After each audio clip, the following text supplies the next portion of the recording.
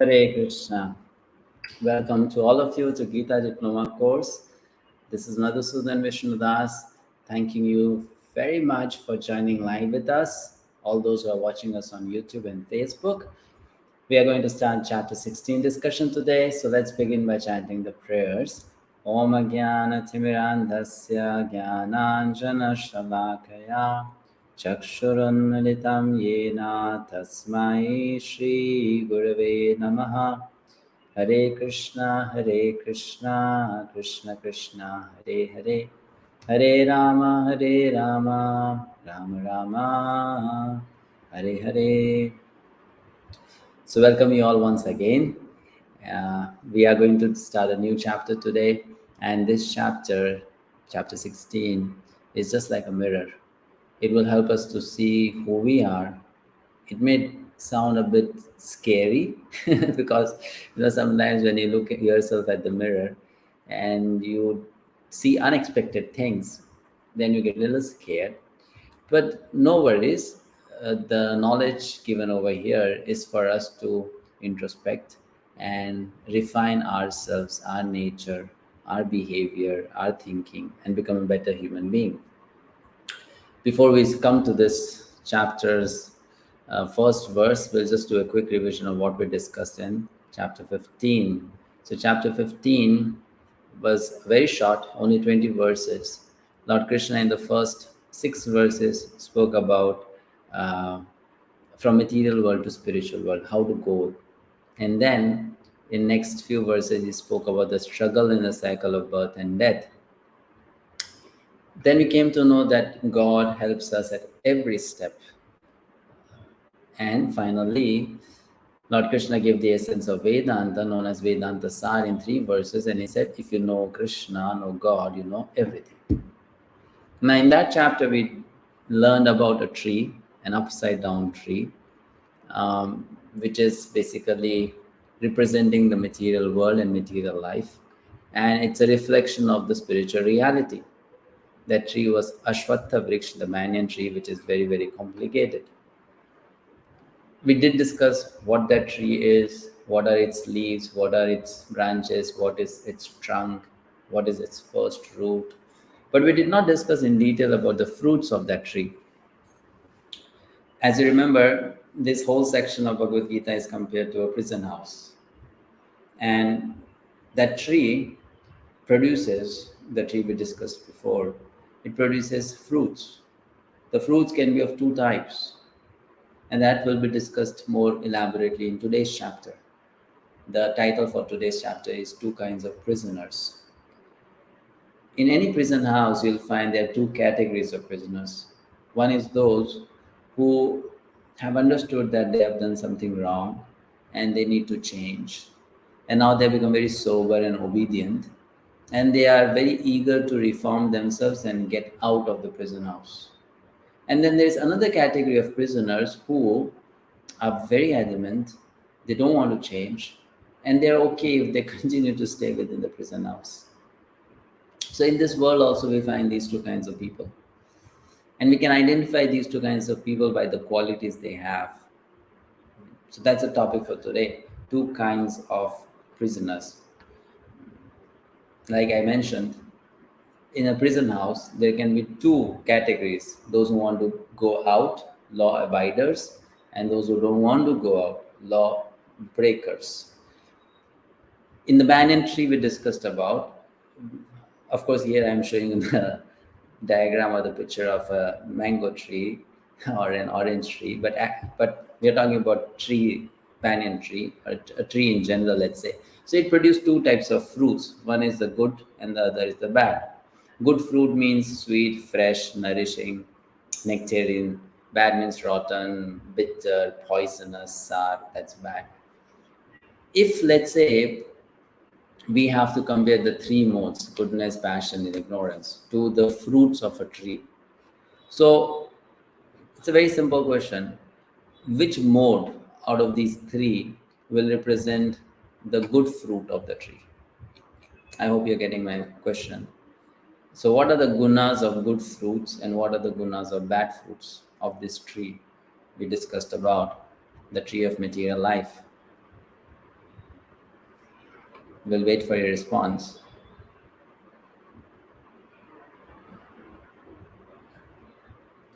Goodness, very good, thank you. So the good fruits are representing sattva, and the bad fruits are representing rajas and tamas, isn't it? Which means if someone cultivates goodness, that person will experience these good fruits in life. Someone cultivates passion and ignorance, that person will experience these bad fruits in life, or get to taste the bad fruits in life. So here we have a very important lesson, a nice one. Life is like a tree, and virtue is like the sweet fruit of that tree. Whoever comes under the shade of the tree of our life, even if for a short time, we should give them the sweet fruits of virtues. Life is like a tree, and virtue is like the sweet fruit of that tree. Whoever comes under the shade of the tree of our life, even if for a short time, we should give them the sweet fruits of virtue. Lord Krishna begins by telling us what those sweet good fruits are in verses 16.1, 2, and 3. Abhayam sattva samshuddhir jnana yoga vyavasthitihi danam tapascha yagyascha swadhyayastapa arjavam. Fearlessness. Okay, before I speak out the qualities, just a quick question. How many qualities are revealed in this verse? You have to only count them. So, fearlessness, purification of one's existence, cultivation of spiritual knowledge, charity, performance of sacrifice, study of the Vedas, austerity, simplicity. These are not all the qualities, there are some more coming. So, here, how many qualities are mentioned? 9 qualities are mentioned. And further, Lord Krishna mentions some more. So, in total, it becomes 26 qualities. So, these 26 qualities are what? They are the good fruits of the tree. They are born of mode of goodness. And these qualities help someone to get out of the prison house of material life. They are like the sweet fruits. And in Bhagavad Gita in Sanskrit, these are called as Daivi Sampad. Daivi means divine, Sampad means asset or property or wealth. So these qualities are compared to wealth, divine wealth or divine asset or property, the assets of the divine. Interestingly, these 26 qualities, though they are expected from every human being, and that's quite a big expectation, but then we understand that from a certain section of the society, some of the qualities are expected more. They should have those qualities in prominence. Like the whole society can be divided into 4 classes, you know that, also known as Varanas, Brahmana, Kshatriya, Vaishya, and Shudra. And also it can be divided into spiritual orders, known as Brahmachari, Grihastha, Vanaprastha, and Sannyasi, right? So these 26 qualities, specific ones of them are expected from a specific class or spiritual order. Like here we see the table. The quality of fearlessness, self-purification, cultivating spiritual knowledge is something which is very much expected from a sannyasi. A sannyasi should be fearless.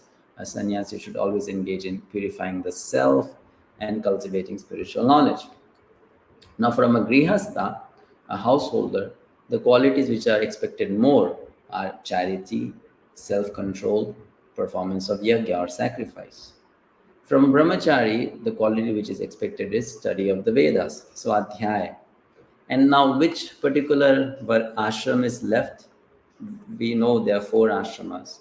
So 3 I have mentioned. Which one is the 4th one? That's an easy one. Just to check with you that you are with us, flowing with the current. So which is the fourth ashram? Sannyas. So sannyas is done, right? The first one. Which is the 4th? Vanaprastha. Very good. Thank you. So from the Vanaprastha or Vanaprasthi, the quality which is expected is austerity. Likewise, Lord Krishna then mentions about the Varanas. Now, 12 qualities are expected from Brahmana. Brahmana is supposed to have the maximum number of good qualities. Which are they? Simplicity, non-violence, truthfulness, determination, renunciation, not fault-finding, tranquility, mercy, free from greed, gentleness, humility, free from anger. From a Kshatriya, the qualities expected are vigor, forgiveness, fortitude. From a Vaishya, the qualities expected are cleanliness and free from envy. And now, which particular Varna is left? Again, that's an easy one. We already mentioned the three. So, which one is left? The fourth one.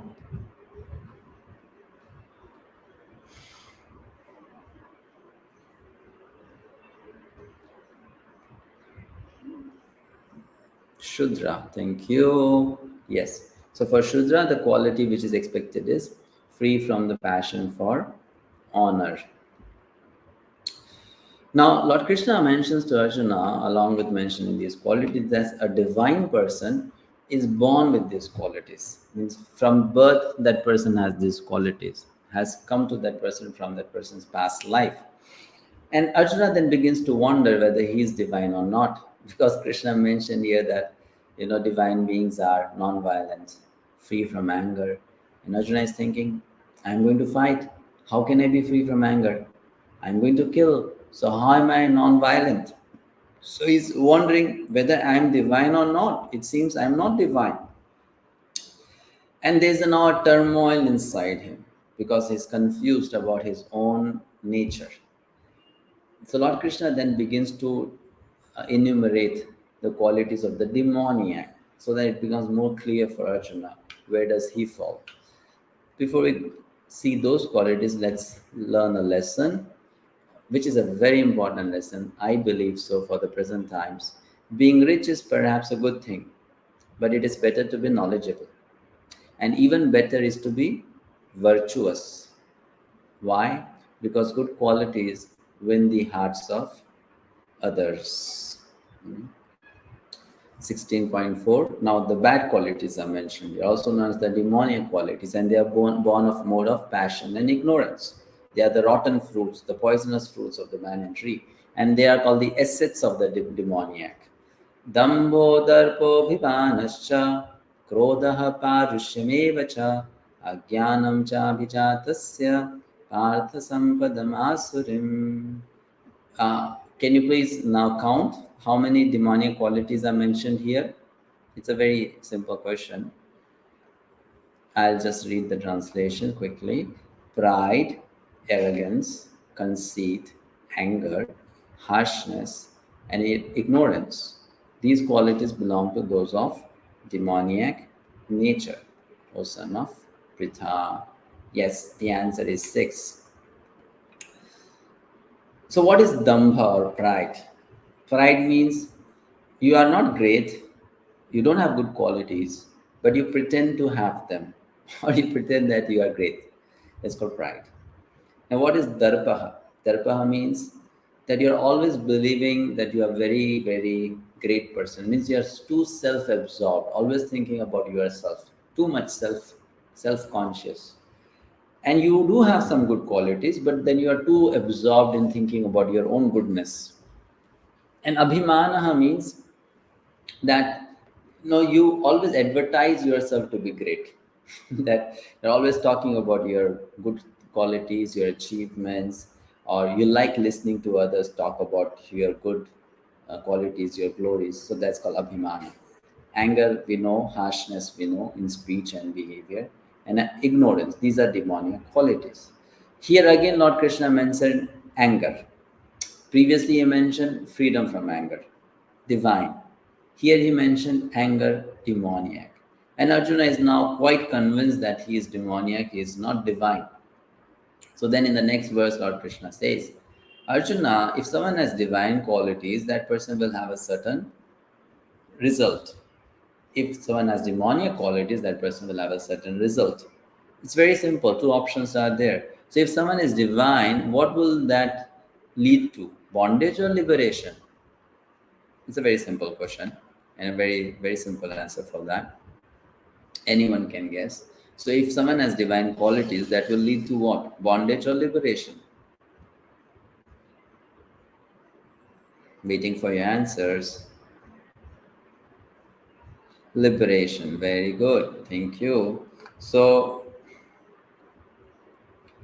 then Lord Krishna mentions here, because Arjuna asks, do I also have a demoniac temperament, demoniac nature?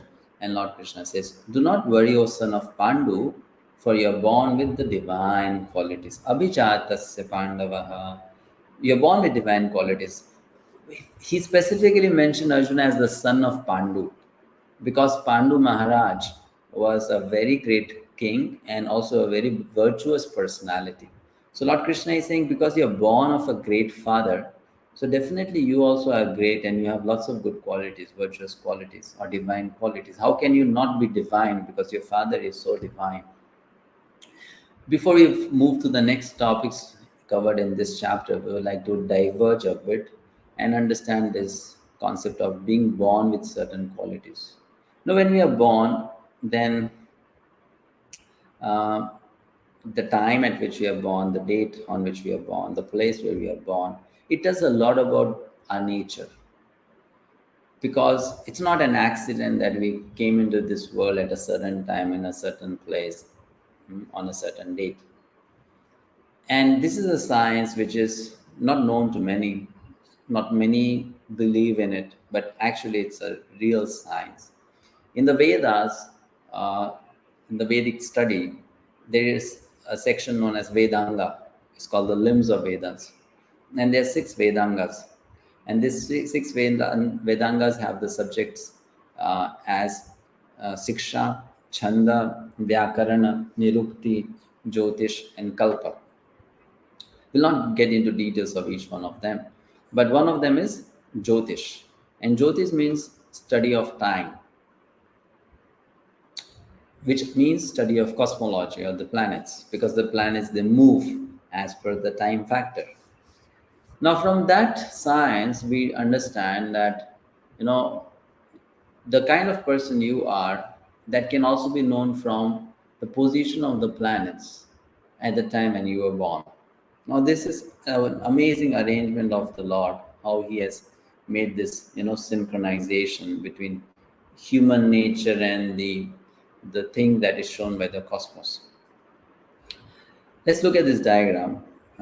That's astrology or Jyotish, and it's a very important science. So let's look at this diagram. You see here one hand, and from that hand, from the fingers of that hand, you can see different planets are basically hanging, attached to threads or strings. So this is an illustration to show that everything in this world of the planets, they are in complete control of the Supreme Being's hand. God's hand is in everything, as we say. So this hand is technically known as Daiva, also known as providence. But then, from our understanding of Bhagavad Gita so far, I want to check from you, uh, what is the other common name for this Daiva factor? We have discussed that topic previously, and we have referred to that name or term very often. So, what is that another name of Daiva? Who controls everything? Who's witnessing everything?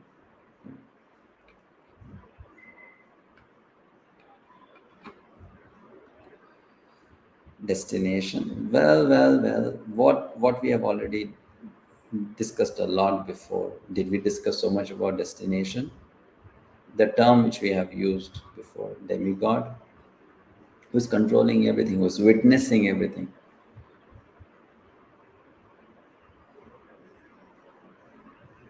Paramatma. Very good. Thank you. So this Deva is also known as Paramatma, the super soul, the witness, the supreme witness. So this Deva, he is a witness, he's the controller, he's the sanction giver of what happens in our life. And whatever happens in our life, now astrology is not a science which makes us, which makes those things happen in our life. Astrology is just an indicator. It's like a map. It shows. Uh, it gives a hint. And people, when they don't know, they sometimes create havoc in their life by going to false astrologers who do not know this science well. And astrology is a very nice science, very helpful, but we should know at present times there are lots of uh, false astrologers who are basically only cheating people, and they have made into a big profession, and then they will give you astrological advice every single day, that today you should do this, today you should not do that, today you should invest in this particular area that will give you a lot of money, you should not take that decision today. But astrology is not for that. Astrology is a very bona fide, genuine science used for some specific occasions in life to get some understanding of how your life is, what your nature is, and on the basis of that, what decision you should be taking. But because people don't know much about it, and then they mm, make wrong decisions, so it's better to study books like this to know what astrology can give us and what it cannot give us. This is a very nice book titled How to Mess Up Your Life with Astrology. It's written by a devotee, and you can understand what is true astrology and what is it for. Now, coming back to the topic that we were discussing, so as I said, when someone is born, that person's nature is known from that person's birth chart. Like when Duryodhana was born, as soon as he was born, there were lots of bad omens. Omens are signs that you see in the nature that were visible. And Vidura was a genius, very knowledgeable person. When he saw those omens, he understood where is this leading to. So he told his brother Dhritarashtra that kindly abandon this boy, O king, because I can see this boy will lead to the destruction of your entire dynasty. That was not an easy thing for Dhritarashtra to do, and he did not do it also. But then why did Vidura suggest something like that? Because Vidura was concerned for the benefit of the whole kingdom. As a king, one is supposed to take decisions not based on what satisfies me, what satisfies my family. It's about what is beneficial for the whole kingdom.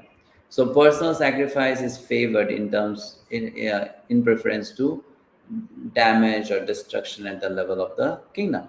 So Vidura suggested to Dhritarashtra, you don't kill this boy, you just send him out of this kingdom and let him grow somewhere else. That way your kingdom will remain safe, dynasty will remain safe. And the reason Vidura explained was, he said, if one person is wrong, in order to protect the whole family, that person can be rejected. If the family is wrong, then to protect the whole village, that family can be thrown out, removed. If the village is wrong, then to protect the kingdom, the country, the whole village can be destroyed. And then he said, for the sake of the soul, one should even abandon the whole world.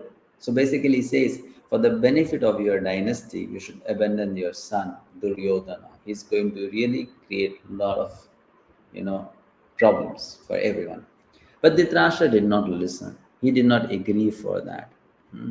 Now, how did Vidura come to know about Duryodhana's nature? Just because of the signs that were visible at the time of his birth. And this is something known. Many personalities were great personalities. When they were born, it was predicted that this person is going to be very great. Now, can you name some of them? People who were born, great people who were born, and their future was told or predicted that they are going to do such nice things or they are going to do such bad things, whatever. You know, do we have such examples? Yes, we have many such examples. So, can you give some names of what you have known in the recent past, or let's say 1,000 years ago, 2,000 years ago, such personalities? There are lots of names. Yes, Srila Prabhupada is there, Tulsidas is there, very nice. Then we have Gautam Buddha, also known as Siddharth, correct? We have Chanakya Pandit, is mentioned. Madhvacharya is mentioned, right? So the such personalities were mentioned that They are going to do something extraordinary for this world. Regarding this, we also come to know now one may be born with certain qualities. That's from the birth that that person has received. But then one's qualities also get changed due to planetary influence. And also, a person may go through change of qualities through association. Three ways are there. What makes a person the way that person is? Out of these three factors, if I ask you, which plays the most important role in making a person the way he or she is? Is it the birth factor? Is it the planets factor? Or is it the association factor? The most important one, the most decisive one. Association. Very good. Amazing. Thank you so much. You are all very, very intelligent. So association factor. So one may be born like a demon, but by association that person can become very divine. And one can be born divine, and by association that person can also become a demoniac person. This is told to us by Parashar Muni. Who is Parashar Muni? Have you heard this name before? Yes, we did, right? Who is Parashar Muni? We just heard it, I think, yesterday in the session yesterday. We heard about it. So, who is Parashar Muni?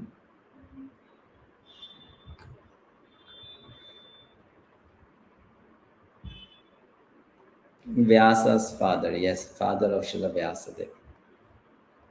So he mentions association is the most important factor. Now we'll talk a little bit about association. How do we develop these qualities mentioned here, the good ones? By association.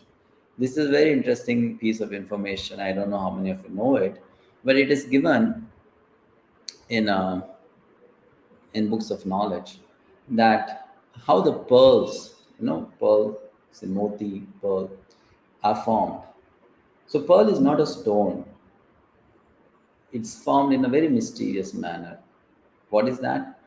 There is a particular time known as Swati Nakshatra, and during that time, when there is rainfall, then some of the raindrops they enter into the ocean, and these raindrops, when when they enter into the ocean, deep inside the ocean, they penetrate into the mouths of, you can see, shells. When they enter into the mouth of the shell closes, and inside that shell then a pearl is formed. Later on that shell is removed, uncovered, and the pearl is obtained. This is how these beautiful precious pearls are formed. How interesting it is. If that drop of rainwater would have fallen on soil or earth, it would have just made some mud. And what's the value of mud? Nothing. Even if you give lots of mud to someone, that won't be accepted as a welcoming gift. But here that raindrop of rainwater drop becomes a pearl just because of association with the shell in the ocean. It's the association factor which makes that raindrop into a pearl very valuable. So this is how association is. You know, this is an oyster actually, and in that oyster, it has turned into a pearl. So association can be of two types: the active and the passive. Both bad and good association can be done in these two ways, active and passive. Active means I'm personally engaged in that way, like wrong activity I'm doing or good activity I'm doing. Passive means I'm not doing it, but people around me are doing it, and I'm in their contact, I'm in their vicinity. Like here, you can see there are three boys standing with each other. One is smoking, the other is drinking, and the other is just standing in between. So, if I ask you, who is here taking active wrong association and who here is taking passive wrong association? You can mention like yellow, blue, green, and what kind of association they're taking, active or passive.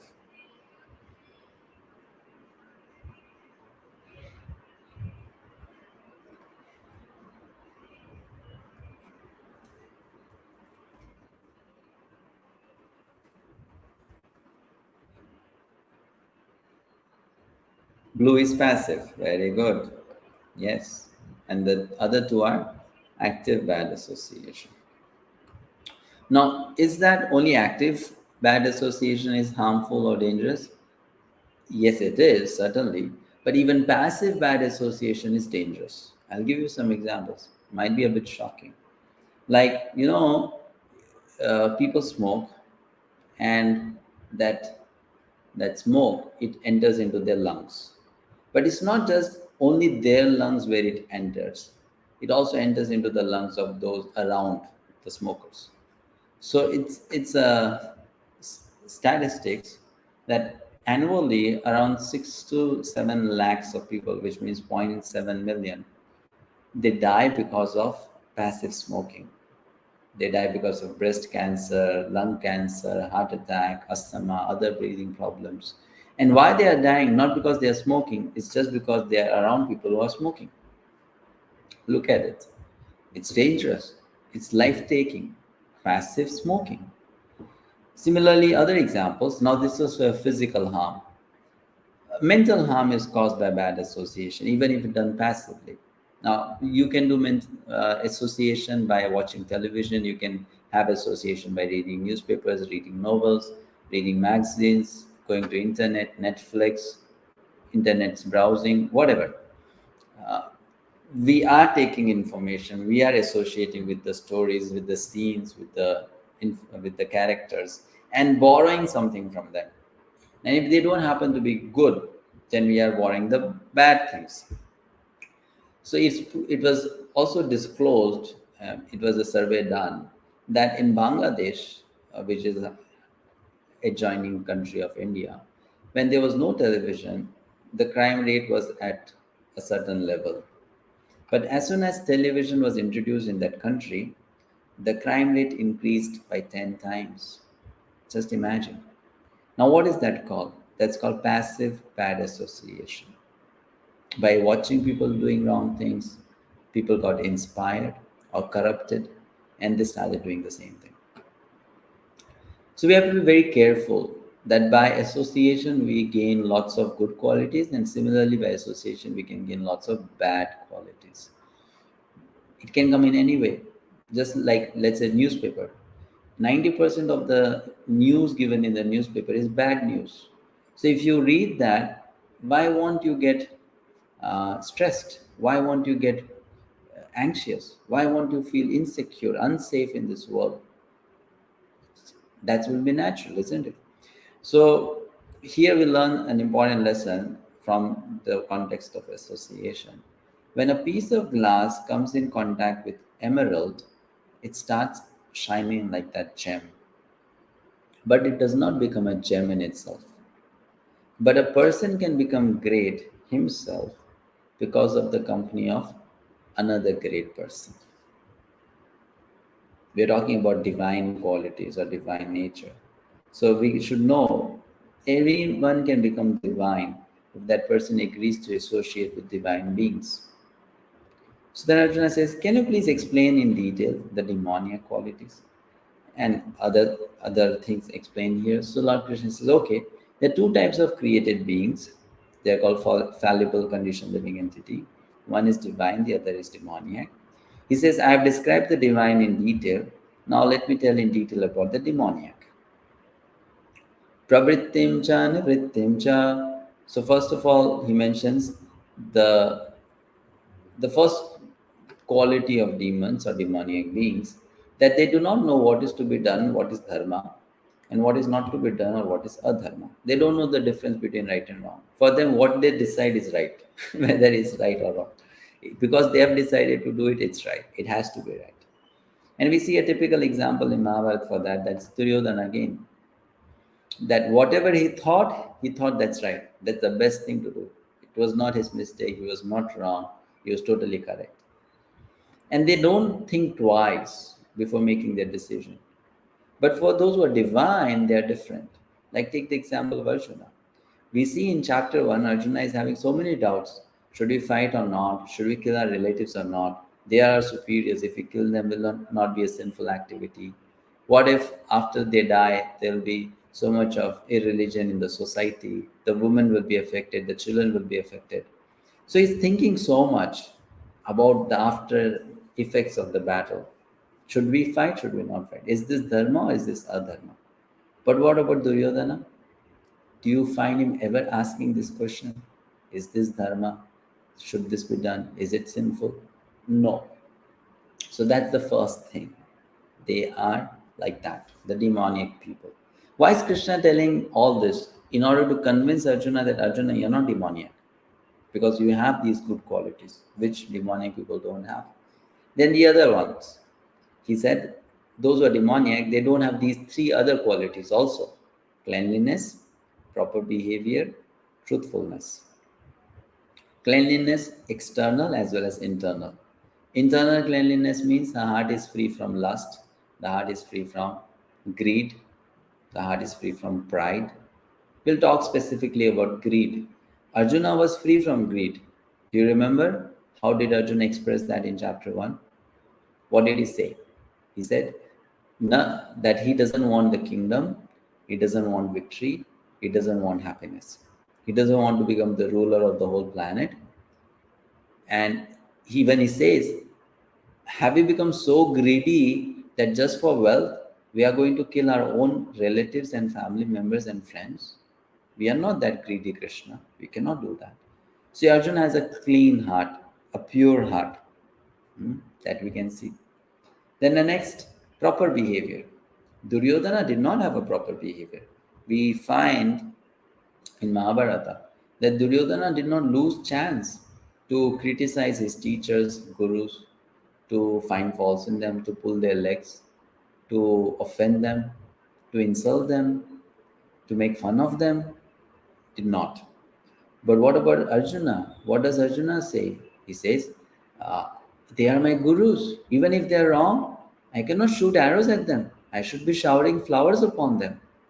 Let them kill me, but I'm not going to find faults with them, criticize them, or forget about fighting with them. So we can see Arjuna has proper behavior. Before the battle began, Arjuna respected his gurus by shooting arrows which fell at their feet. And as soon as the arrows fell at their feet, everyone was wonderstruck. Where did these arrows come from? And Bhishma Pitama, Dronacharya and Kripacharya said, we know from where it has come. It has come from Arjuna. He's seeking blessings from us in a Kshatriya style.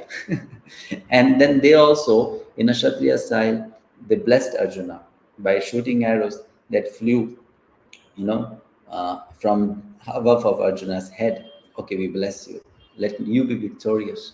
So Arjuna showed proper behavior, but Duryodhana never showed proper behavior. And finally, truthfulness. Arjuna was a truthful person, an honest person, and Duryodhana was a cheater. The wealth did not belong to him, the kingdom did not belong to him, but he was so attached and he wanted it anyhow. So Lord Krishna said here to Arjuna indirectly that Arjuna, you are a divine person because you have these qualities. But Duryodhana, we learn, is not. Then further, the demoniac traits are mentioned. Asatyam apratishtham te jagat. So Lord Krishna says that these people who are demonic in nature, they think that this world is unreal, with no foundation and with no God in control. There is no God. Or if there is God, the God is not controlling this world. This world is functioning on its own. And you'll find that it's the sad reality of the modern times. There are hundreds of books which are based on atheism, non-believing in God, against God. So many of them. So many people are writing about it. Of course, they are foolish. They are undeveloped actually. But this is due to all demoniac tendencies. They're atheistic in nature, and Krishna says, I'm sure Arjuna, you are not like that, because Arjuna has already admitted that he believes in Krishna as the Supreme Lord. So Arjuna says, if they think like that, they must not be fearing sinful actions then. Because if you think there's no God, then naturally you'll not feel anything wrong in doing a wrong activity, because no one is going to punish you, right? There's no God. So Krishna says, yes, they become lost and engage in unbeneficial, horrible works, ugra karma, meant to destroy the world. Because they don't have any fear of God. So they engage in all kinds of wrong activities. And those activities are cruel in nature, destructive in nature, they cause misery, they cause actually lots of suffering for others. So Arjuna says, what is the inspiration to engage in such wrong activities? From where do they get inspired? So Krishna says, it's because of their very, very, strong thirst for enjoyment, insatiable thirst for enjoyment, that I want to enjoy. That tendency is very strong. And that makes them do the wrong things. So this whole thing is explained in detail here in verses from 10 onwards.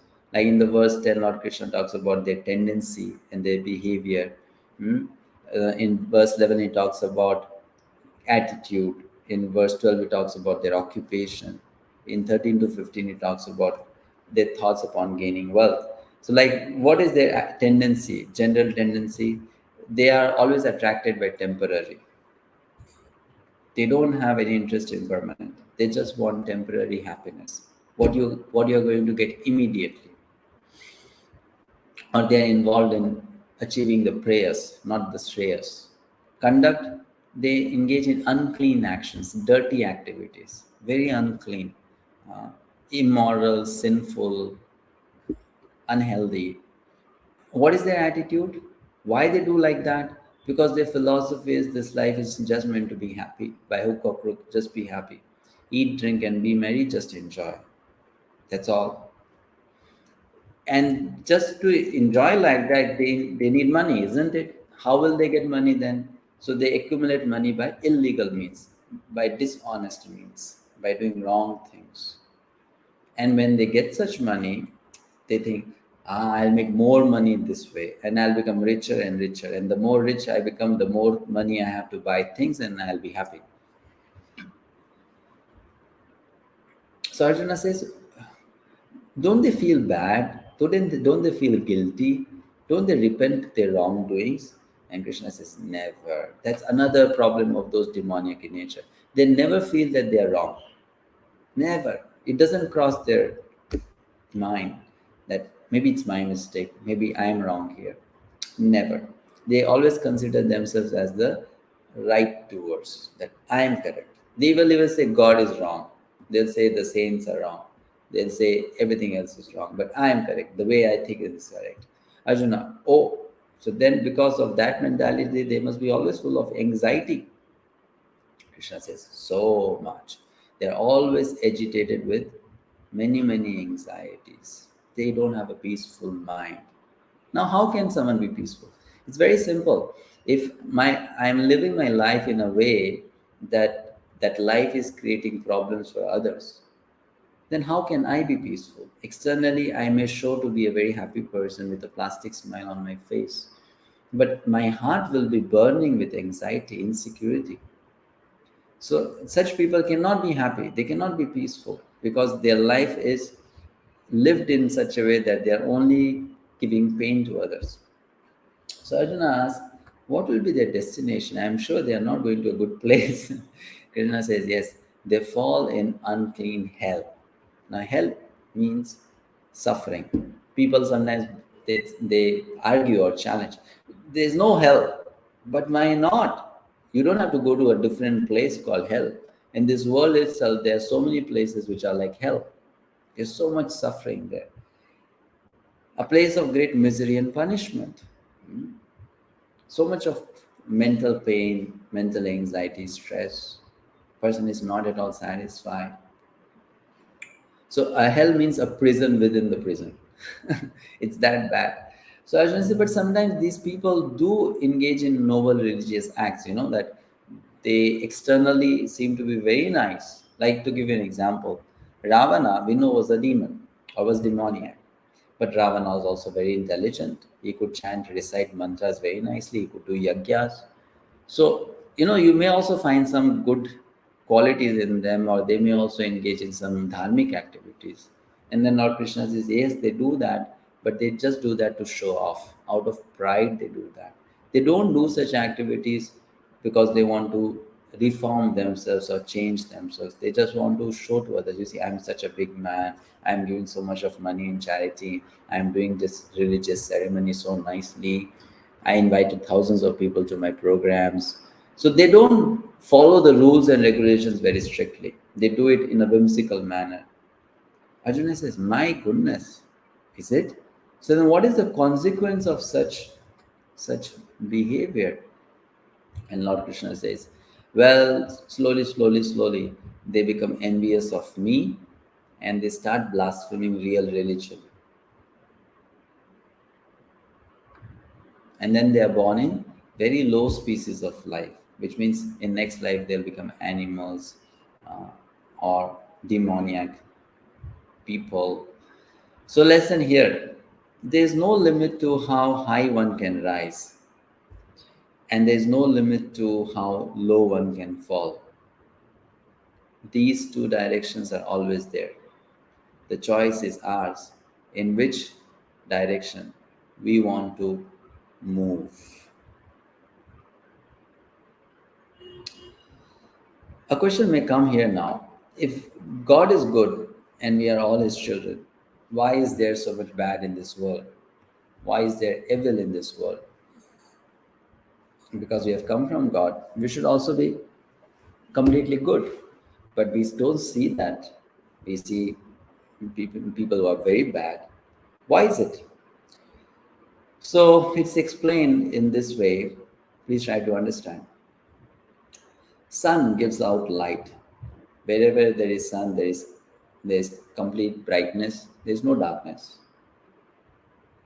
There cannot be darkness in presence of sun. So sun here refers to good qualities, virtues, the good side. Now let's say there is a pole in the presence of that sun. And because of that pole, then there is a shadow of that pole behind the pole. Who has made that shadow? Is that shadow made by the sun, or is that shadow because of the pole?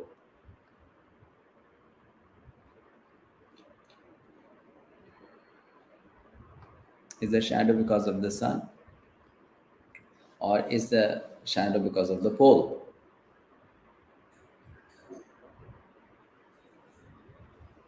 It's because of the pole. If there was no pole, there won't be any shadow. So now why was that shadow formed? Because the pole obstructed the sunlight. It didn't let the sunlight to pass through.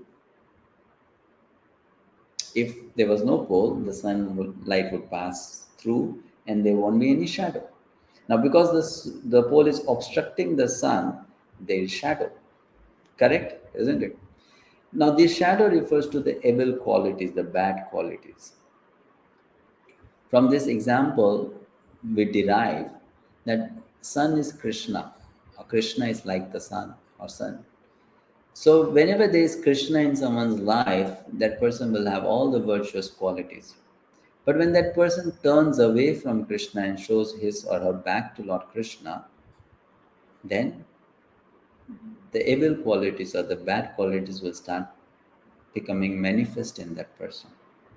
So it's whose mistake? It is Krishna's mistake? No. It is that person's mistake. If a person is facing Krishna, that person is full of good qualities. If that person faces away from Krishna, then that person is full of bad qualities or evil qualities. That's why there is evil in this world. Now, how do those evil become good? By turning back to Krishna. That's the way. So Arjuna says, well, learning about all of this, some may want to then give up the demonic qualities. So what should they do? And Krishna says, yes, if they want to, they can. So for that, they should remain protected from three things. What are those three things that they should be protected from? Those three things are, any one of you can answer this question. What are these three things that people should remain protected from? We discussed about that before in previous chapters. If they stay protected from these three things, they can remain free from demonic qualities, or they can give up the demonic qualities. So, what are those three things?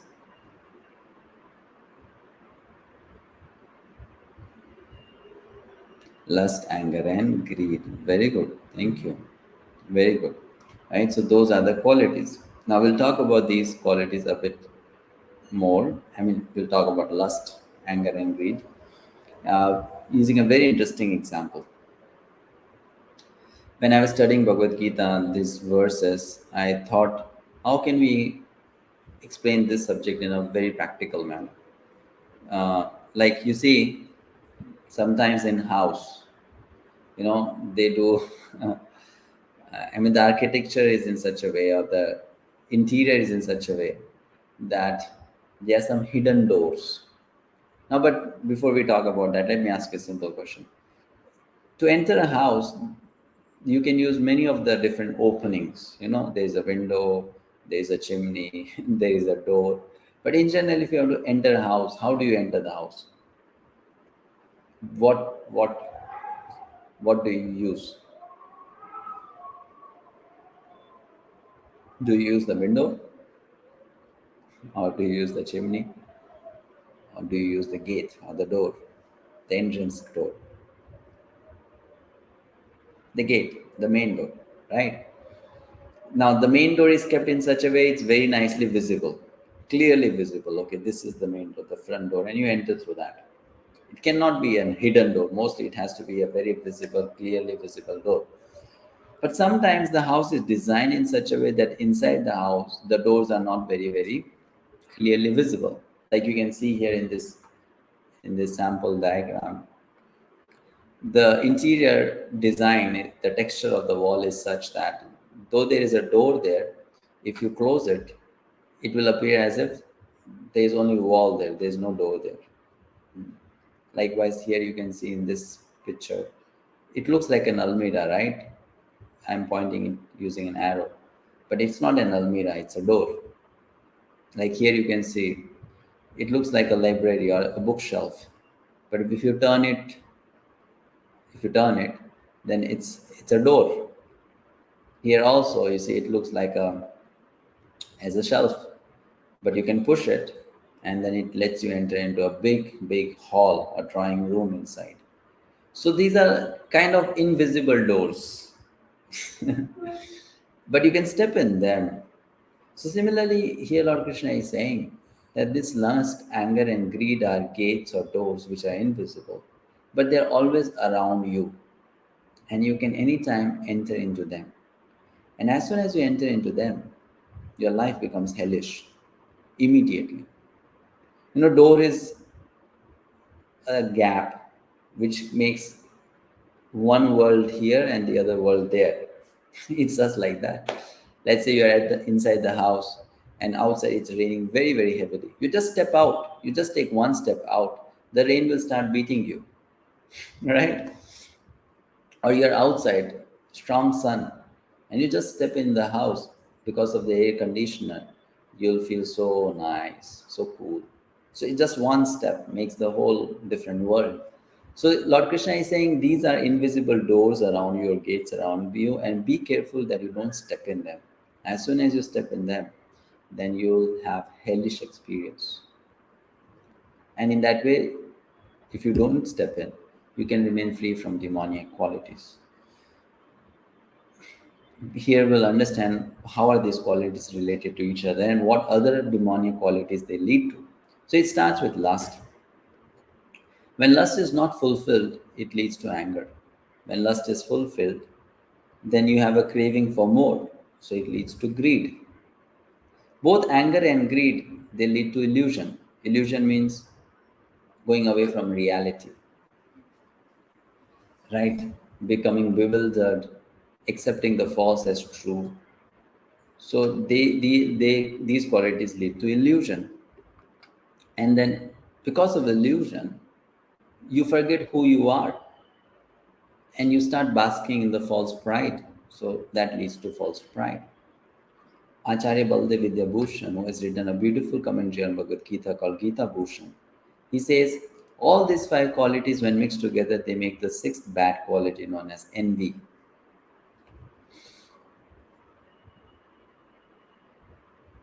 So Arjuna and Lord Krishna then continues the discussion. Krishna says, Etar Vimuktaha Kaunteya, the man who has escaped these three gates of hell performs acts conducive to self-realization.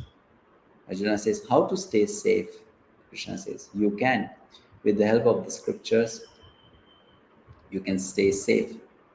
And those who do not take the help of the scriptures, what happens to them? Yah shastra vidimutsrichya vartate kamakarataha na sasiddhim apnoti na sukham na param gatim. He who discards scriptural injunctions and acts according to his own whims attains neither perfection nor happiness nor the supreme destination.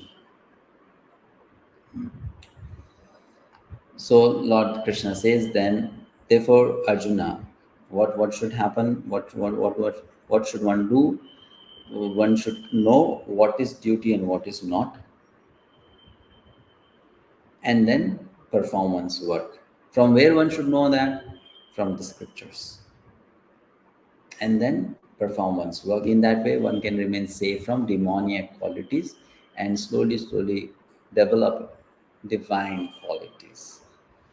So that's where the chapter ends. I'll quickly speak the 5 lessons that we are learning from this chapter at the end, and then you can start sending your questions. So first, know the context. Very important lesson. When we study any scripture, in order to understand that scripture properly, you should know the context in which a particular scriptural instruction is given. Krishna said, non-violence is a good quality. Krishna said, freedom from anger is a good quality. Krishna said, anger is a demoniac quality. And Arjuna said, or Arjuna thought, well, then I'm a demon.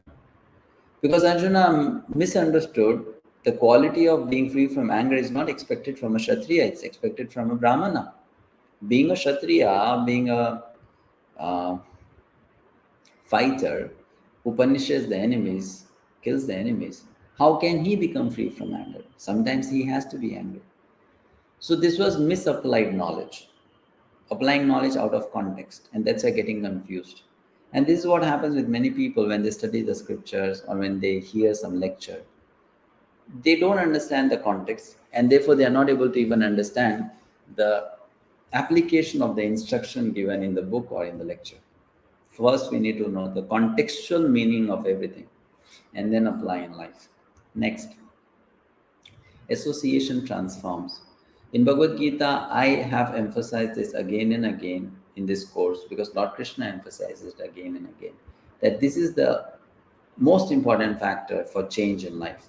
Association. What kind of association are we in? We have good and bad both inside us. Everyone has that. Some have less of good, some have less of bad. But we can always become better than before by feeding the good what we have. Or we can become worse than before by feeding the bad we have. It's our choice. Which one we are feeding inside? Which quality? If we start feeding the good ones and start neglecting the bad ones, slowly, someday, then we'll become completely good person, fully, 100%. Fourth lesson, obedience protects. Like here you see the picture. If these girls, they're obedient to the traffic police, there won't be any accident. But if they're disobedient, the car may hit them and go, and they may then be admitted to hospital, suffer from some injury.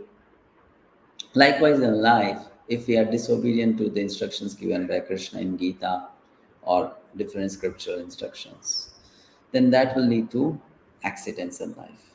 Accidents means damage, pain, suffering. So in order to remain away from those accidents, isn't it intelligent of us if we become obedient? Okay, Krishna has said so.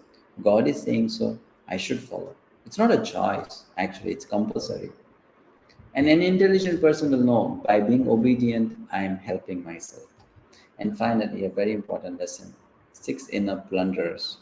No, we are so careful that no one should steal away our wealth, isn't it? No one, whatever we have earned, property we have, there should not be any theft. So our material wealth we are always protecting. Our money, our bank balance, our gold and silver and diamond and all that. But what about the good qualities that are inside us? Are we protecting them also or not? That is also wealth. So if we don't protect those good qualities from the 6 plunderers or enemies of lust, anger, greed, etc., slowly they will make our heart empty of good qualities. So we have to be very careful. Protect the good qualities that you have from these 6 plunderers. Keep those qualities safe in your heart and increase those qualities. Right? That's another lesson that we learn. Now, quickly, Krishna described the divine qualities in first 3 verses, then the demonic qualities in the next few verses. Then he spoke about the activities of those who are demonic in nature, and then finally spoke about the obedience to scriptures. This chapter is called Deva Sura Sambad Vibhaga Yoga, the yoga of modes, and we talked about 2 types of prisoners, right? So here now we can start taking your questions. Please ask questions relevant to the subject that we discussed today. Okay, first question from Vinayak ji. One doubt is everything is controlled by Lord Himself. Why is He allowing or not stopping us from 3 gates of hell? Okay. See, everything is controlled by God. That is true, that we have discussed before. It's not that things are out of His control. But please try to understand, should He become a dictator? Do you want a father like that or a mother like that? That he should just be behind you with a stick, and as soon as you do something wrong, then you know you're immediately punished, and then you're forced to do what he wants you to do. Will you ever love such a person? Never. So the reason God is allowing us to do wrong is because we want to do wrong. We are like the naughty children. Now, how do you make the naughty son a good son? Just by always, beating that child? Do you think then that child will become a good son? Will you do that if you are a father with your son? If your son stops listening to you, as a father, you can just lock up your child in the room, in the house, right? Or put the child in in seclusion and then just starve the child. Will you do that? Or you will let the child slowly recover from his wrong attitude by giving good instructions? What will you do? So similarly, why I don't understand is why some of the people who have such questions, they want a dictator God. Why? I mean, do they think that God cannot do such things? He can. He can force us to not do the wrong things. But then what about our freedom then? Then will you remain a human being if you are forced to behave like that? You won't. So first of all, let's very honestly understand that our badness or someone else's badness is because of us or them. There's no God's problem here or God's fault here. It's just that they are bad like that, and they have to do the hard work to change themselves. Otherwise, Krishna can, as Supreme Lord, he can do anything. He can just snap his finger and every single bad person will be destroyed, finished. But is that what a kind, loving father should do? Just because the son has become bad, finish him off? No, the father will give a chance.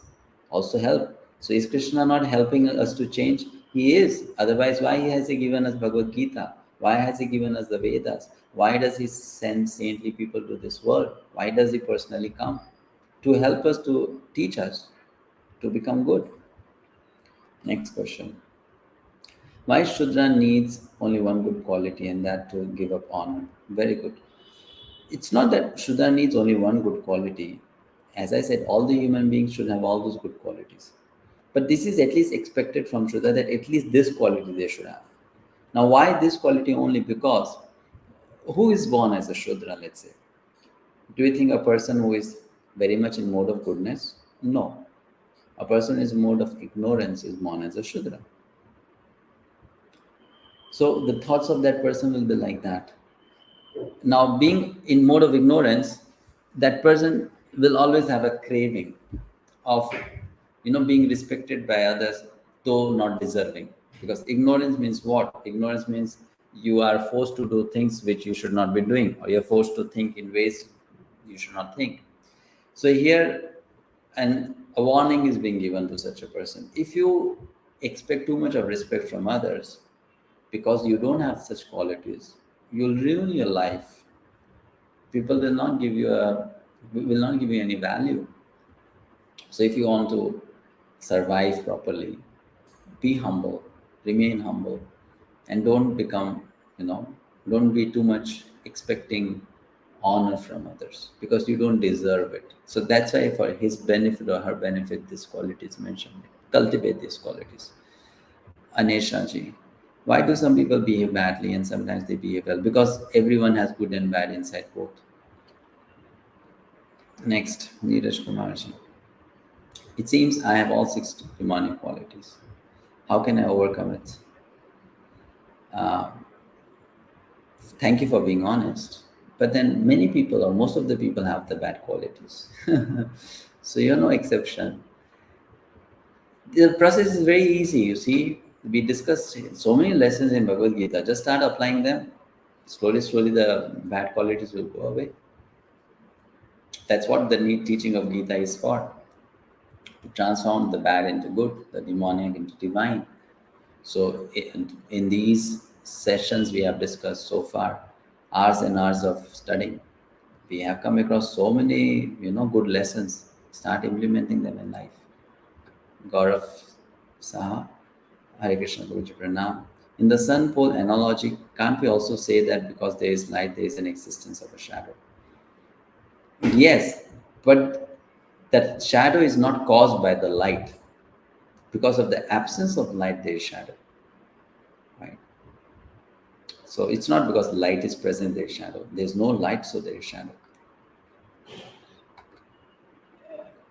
It's always been a doubt why Karna was a bad person or a good person. From our perspective, if you look at it, we may say he's a good person. But then how do you judge someone as good and bad? You judge someone as good and bad from the perspective of the scriptures, from the perspective of the saints, from the perspective of Supreme Lord, because his judgment or their judgment is always the better or the correct judgment. So from their perspective, Karna was more on the demoniac side than on the divine side. How to protect good qualities? Very good question.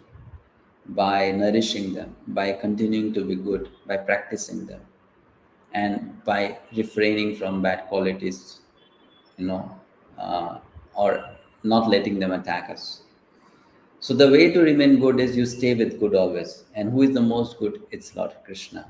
So if you stay always with Lord Krishna, in many ways you can stay in contact with Lord Krishna by chanting Lord Krishna's holy names, by reading Bhagavad Gita, by reciting Bhagavad Gita, by remembering Bhagavad Gita, by staying in association of good devotees of Krishna, saintly people. You remain good, you remain protected. How can one have good qualities when all the three gunas are in play? Well, the three gunas are in play, but you can always rise above the three gunas, right? You can always nourish goodness more than others. It's possible. We have discussed that so far.